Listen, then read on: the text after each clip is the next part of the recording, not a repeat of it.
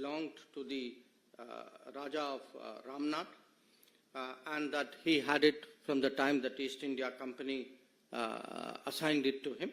It was part of his zamindari rights, and these rights also included fishery, and also that later on these rights moved from the Raja of Ramnath to the Madras government.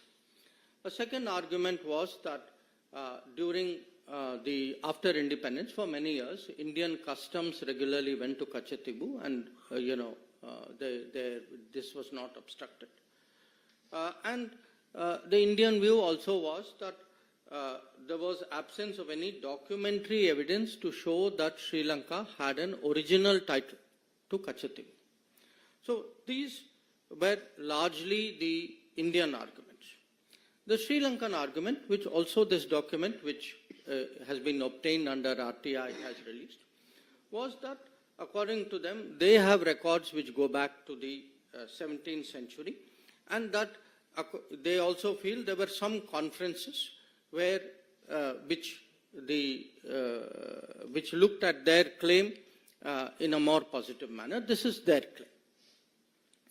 Now, what actually happened on Kachetibu was, after both India and Sri Lanka became independent, there were issues between the military of the two countries about using this island. And that's how this issue actually came up as an issue between the governments. And from the 1960s, this issue picked up. And it was particularly discussed. There were many discussions, but I think the most important one was a discussion in 1974, few months before the Kachetibu agreement was done, when the then Sri Lankan Prime Minister, Sirimavo Bandaranaike, came and met Indira Gandhi ji, who was then Prime Minister of India. So this broadly is the issue. These are the claims. But as I said, we know who did it. We are today looking and discussing who hid it. Now, in all of this, whenever there is a territorial dispute, it is natural that there is a request. You take a legal view of what is the claim. So at this time, the legal view was actually originally sought from the then Attorney General of India, Shri M.C. Setalvad. Many of you would be familiar. He was a very famous person. He was a legal luminary. Now, it's very interesting. Shri Setalvad gave his legal opinion as the Attorney General in 1958. In that opinion, he says, the matter, and I'm reading from it, the matter is by no means clear or free from difficulty, but on the assessment of the whole evidence, it appears to me that the balance lies in favor of concluding that the sovereignty of the island was and is in India. So this is the opinion of the then Attorney General.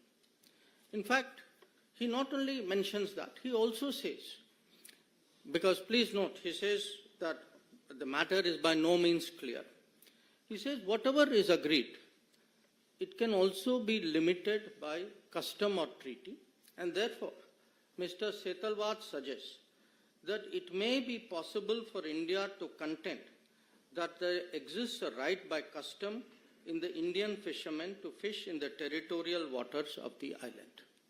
So essentially, the Attorney General is saying that the balance of the balance is something which goes in favor of India. But even if it doesn't, there is still a case. There is still a case to insist on fishing rights, access of Indian fishermen to the waters of this island. Now, interestingly, other than the Attorney General, the Ministry of External Affairs also has a legal department. So we had a gentleman there at that time called Dr. K. Krishna Rao. He was a very eminent person dealing with international law. And Mr. K. Krishna Rao also takes a very interesting view. He says, I'm not suggesting that we have no case at all, but I submit that our legal case in this connection may be used to obtain fishing rights around the island. So what we have essentially is, you have the main legal people, and please bear in mind, we are talking 1958 and 1960. The main people actually saying, look, we have a case, it may not be a 100% case, we don't know where this case may go, but at least we should insist minimum that we should get fishing rights. And as I told you at the beginning, the island was also given away in 1974, and the fishing rights were also given away in 76. And whether in 74 itself, was there any sincere effort to press for fishing rights? I think I'll leave it to you to conclude, because 1976 shows otherwise. Now, if this is the situation, you will ask, how did this happen? Now, how did this happen has many aspects to it. One, and perhaps to me the most basic, I would say recurring one, is actually the indifference shown by the central government, by the prime ministers of the day then, about the territory of India. That fact is, they simply did not care. And to demonstrate that, I think if one looks at, again, this is there in one of the documents of the released under RTI. This is an observation by the then Prime Minister Jawaharlal Nehru in May of 1961. He says, he writes, I attach no importance at all to this little island, and I would have no hesitation in giving up our claim to it.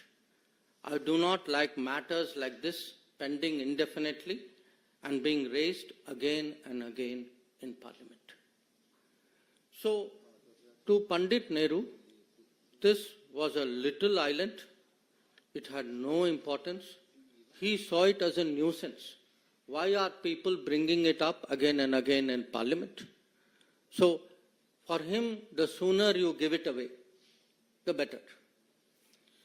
Now, you can say, okay, this was Pandit Nehru's view. Now, I want to read to you. Actually, this was not just Pandit Nehru's view. This view continued on to Indira Gandhi ji as well. So, it's very interesting. If one goes through the records of Parliament, we are now looking, I'm fast forwarding it to the time when Kachatibu agreement is done. There is a member of Parliament called G. Vishwanathan from Tamil Nadu. And he says, this is I'm quoting from Parliament records, we are worried about Diego Garcia, thousands of miles away from Indian territory, but we are not worried about this small island. When we speak of it, the Prime Minister, he's talking about Indira Gandhi ji, the Prime Minister is said to have remarked in the AICC meeting that this is a little rock. I am reminded of those days when Pandit Nehru called about our northern boundary as a place where not a blade of grass grew. I would like to remind the Prime Minister that after this historic statement by Prime Minister Nehru, Pandit Nehru never regained the confidence of the country. This is going to happen to the Prime Minister when she says this is only a little rock and that there is nothing to worry about the territories of our country. So, as you can see, this is not just one Prime Minister, whether it was Pandit Nehru or whether it was Indira Gandhi. This very dismissive attitude, this little rock, this small island of no importance, this was the historic Congress attitude towards Kachati. Now, again, please don't think it's an individual view. This was actually, in a way, had seeped into the party thinking. So, I will give you another example of it. Same time, there was a very well-known Congress leader, all of you are familiar with his name, he was from Delhi, called HKL Bhagat. Now, HKL Bhagat is reacting in the same Kachatibu debate. So, he says, and I'm quoting from the parliamentary record, he says, my honorable friend from the DMK was just now talking about Kachatibu, the island. It appears to me that the DMK thinks that probably they can desperately cling to this issue and survive in Tamil Nadu. The Jansangh at one time thought they could survive by clinging on to Kutch, but they failed. The DMK is also bound to fail because people of India and the people of Tamil Nadu are mature enough to see that it is in the interest of India, a big and great country, to keep her neighbors, particularly her small neighbors, satisfied. So, please appreciate today how strong, how deep, how pervasive this thinking was. For them sitting in Delhi, this island, this small rock, this island of no importance, this did not matter. It was an inconvenience to be given away so that they, in their minds, could actually get, not just have good relations with a neighbor. They found it irritating, it was coming up in parliament. For them, it was a headache. So, they saw the territory of India. And when someone says Jansangh also had the same view, yes, there were parties for whom every millimeter of Indian territory mattered.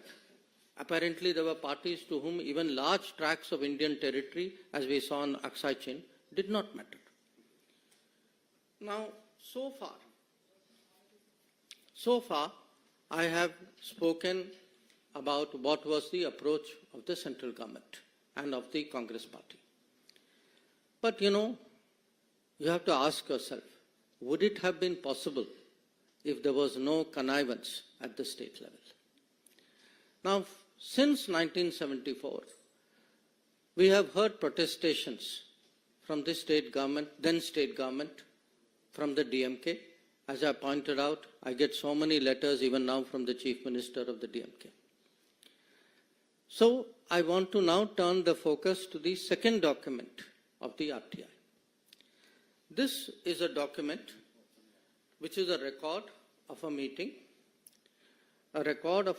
on 19 June 1974, which is held in Fort St. George, the Secretariat, Tamil Nadu Secretariat conference room, where the Foreign Secretary, accompanied by the Director of the Historical Division, he calls on the then Chief Minister of Tamil Nadu, Kalaignar Karunanidhi, and present there are the Tamil Nadu Chief Secretary, gentleman called P. Sabanayakam, and the Home Secretary, a gentleman called S.P. Ambrose.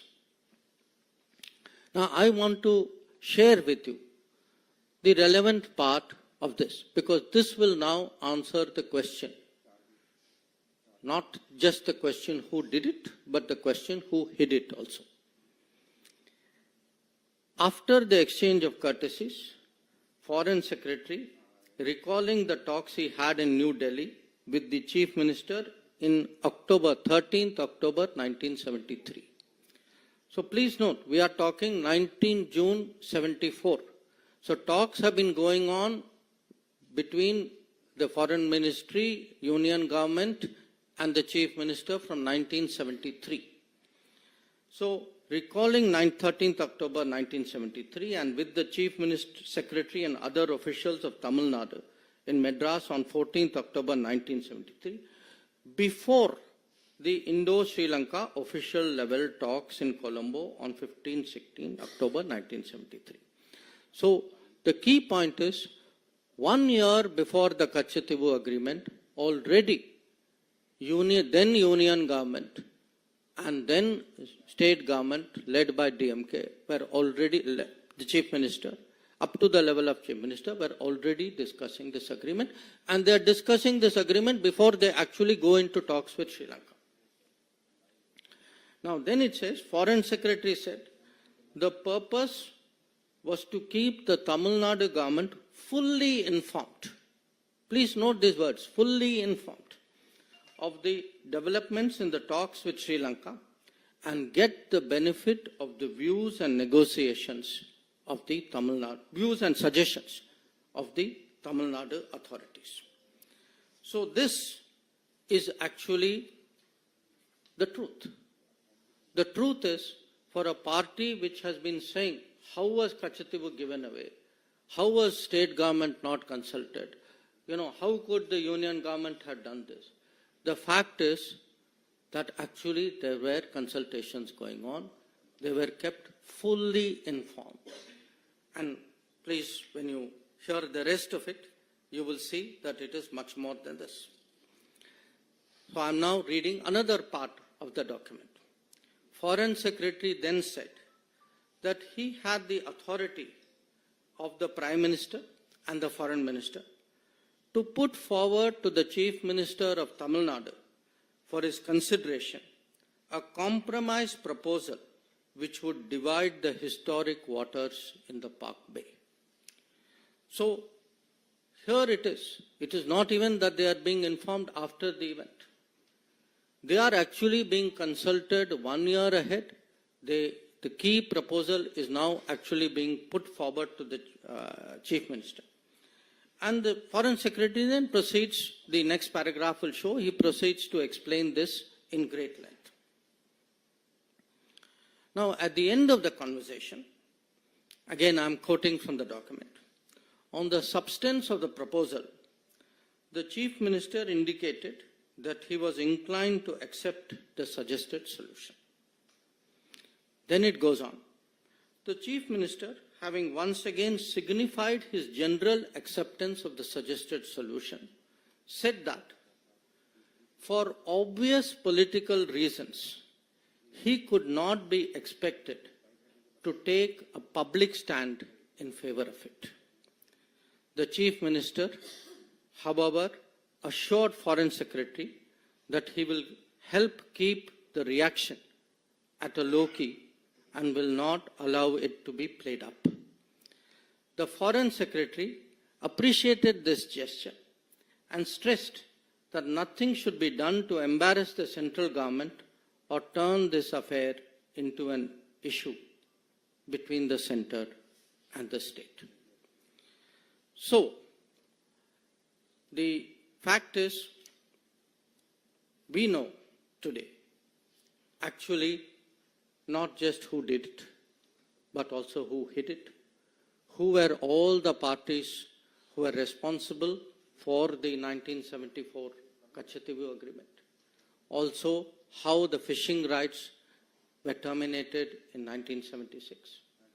So, if we have today a situation, as I shared with all of you, that in the last 20 years, if 6,184 fishermen were detained, if 1,175 boats were detained, you all know who is responsible. So, for today, it is important for the public to know, it is important for the people to judge.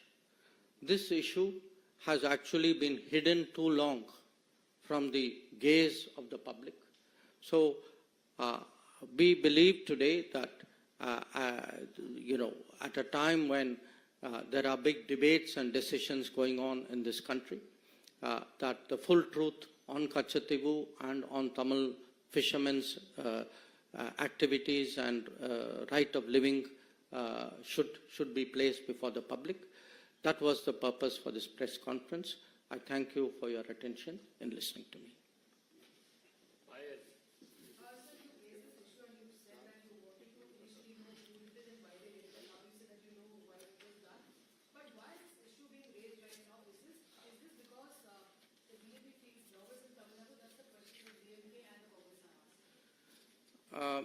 Payal, no, I don't think it is a question of feeling nervous. On the contrary, I think anybody who has seen the Prime Minister's road shows will see the upsurge and the enthusiasm in Tamil Nadu. It is being raised because it has been very much a public issue. I mean, as I said, look, 5 years. I myself have written 21 times to the Chief Minister Stalin of Tamil Nadu. Every meeting, please look at the parliament records. Anything, there was a discussion even on anti-piracy legislation. The DMK members stood up immediately and said, Kachativu, Tamil Nadu fishermen. We support it. But they should take responsibility for the actions of, their leader and their party and the state government which they led. And so should the Congress. I mean, if their policies, their conscious decisions and things which they had as a deal between them, if this deal led to this situation, they should own up to it. And why am I bringing it up? I am bringing it up today because fishermen are still being detained. Boats are still being apprehended. Issue is still being raised in Parliament. But it's being raised in Parliament by two parties who actually did it and say, oh, I had nothing to do with this. So I think the truth must come out.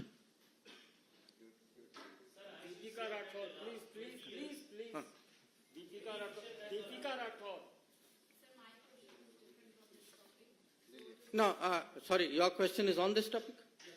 Let me take the question on the topic.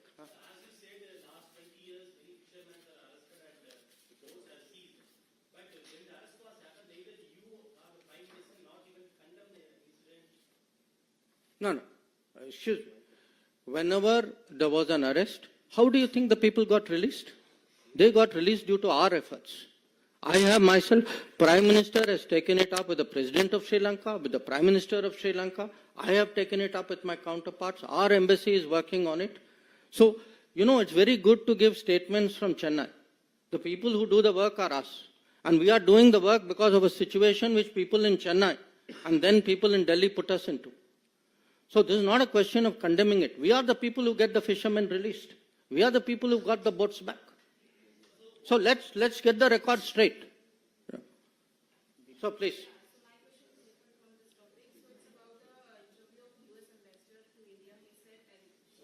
No, wait. First, let's take questions on this topic.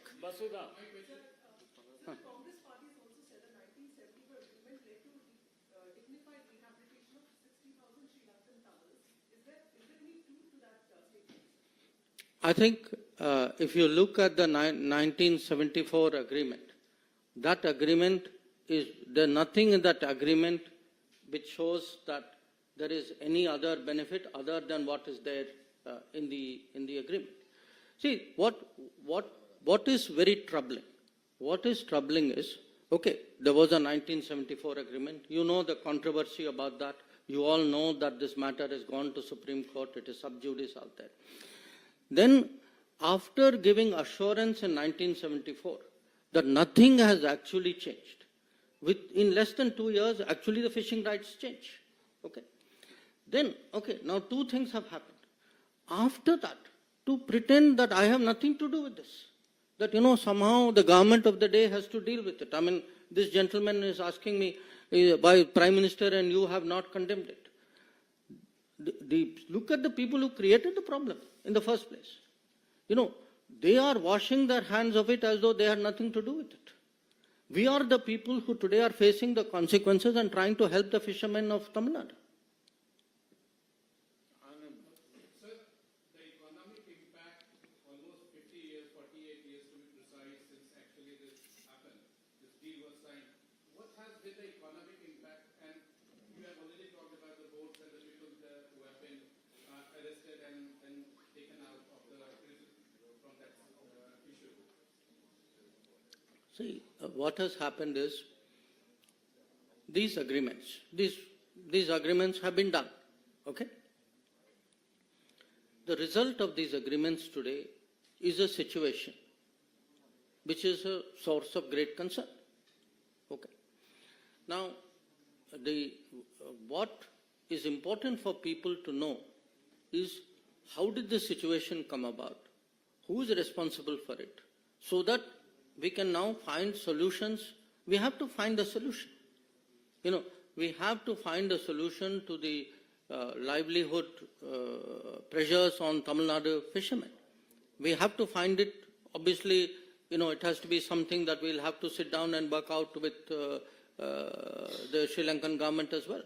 And in fact, we have made great efforts. On the contrary, we have tried to, this government has tried to support them through various schemes by giving them, support for longliners, which will take them further away into the sea, by trying to support the fishing industry out there, by trying, wherever there is an apprehension, by working out procedures and getting them back. So we have given, 100% support and more for the fishermen.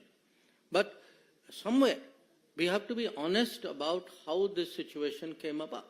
And I think particularly because people are politically posturing, the same people who connived at all this are today standing up and trying to pretend to be champions of this fisherman.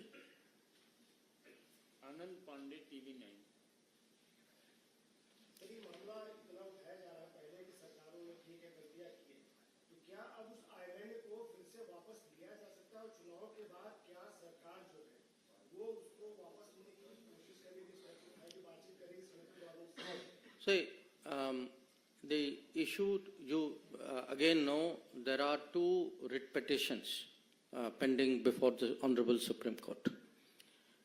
So when a matter is sub judice, nobody speculates on this matter. Today, the issue is how did we arrive at this point? Who has the responsibility? And who is hiding what? People should know. So what will happen in the future? I think, as I said, matter is sub judice. Sir, today Prime Minister Narendra Modi has tweeted and he also attacked DMK on this issue. He has stated that DMK and Congress are on the same page when it comes to the giving away of Divu Island and how they only work for their family. And he has quoted reports that how then Chief Minister of Tamil Nadu and Karnataka was taken into confidence by Indira Gandhi to give away this particular island. Mm-hmm. In fact, the Prime Minister is referring to exactly the matter which I have spoken about in great detail. The question of, the meeting which took place in June, the continuous contacts and the full information which was given to Tamil Nadu government from 1973 onwards. The fact that they were consulted before the talks, official talks took place with Sri Lanka. The fact that the Chief Minister was asked whether what was called the compromise solution was placed before him. The fact is he gave his assent to it.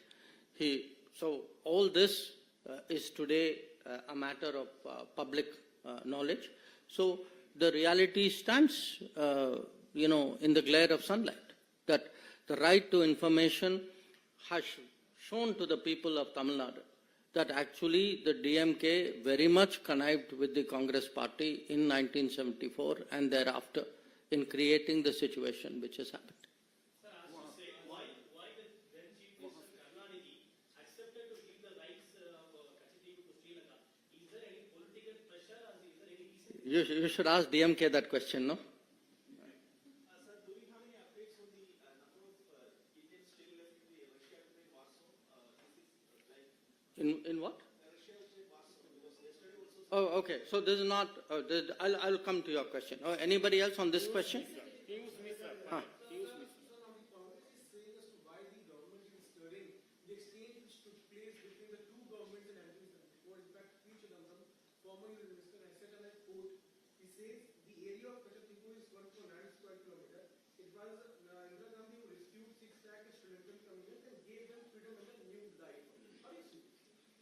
No, I think, frankly, this is a cover-up for something which was done.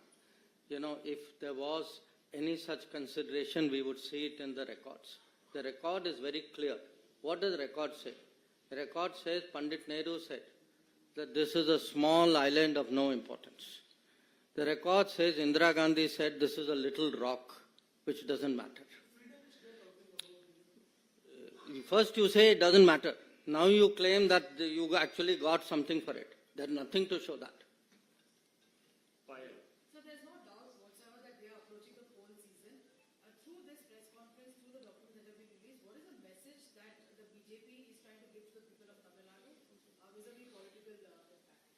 No, look, I think it is important for the people of Tamil Nadu to know the truth about a very emotive issue on which the public has been misled for many, many years. The purpose, there is only one and one purpose for this press conference. That purpose is the public has the right to know.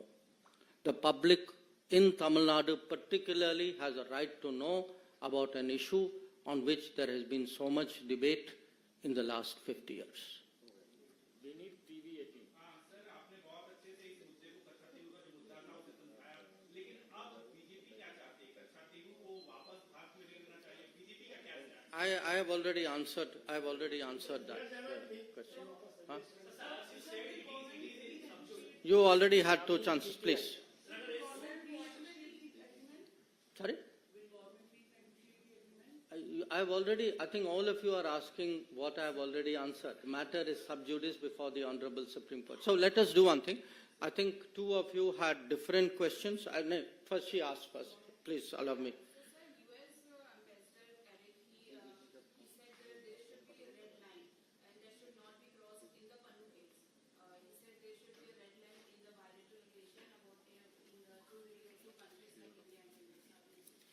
See, the U.S. ambassador, as an ambassador, obviously will say what he thinks is the thinking of his government or the position of his government. I will say what is the position of my government. And the position of my government is that in this particular case, there have been certain information which has been provided to us, which we are investigating. And it is something we are investigating because we believe our own national security interests are involved in that investigation. So as and when we have something to say on that investigation, we would be very glad to speak about it. At this point of time, beyond the fact that there is an investigation going on, we have nothing more to say. So I think that gentleman right at the end.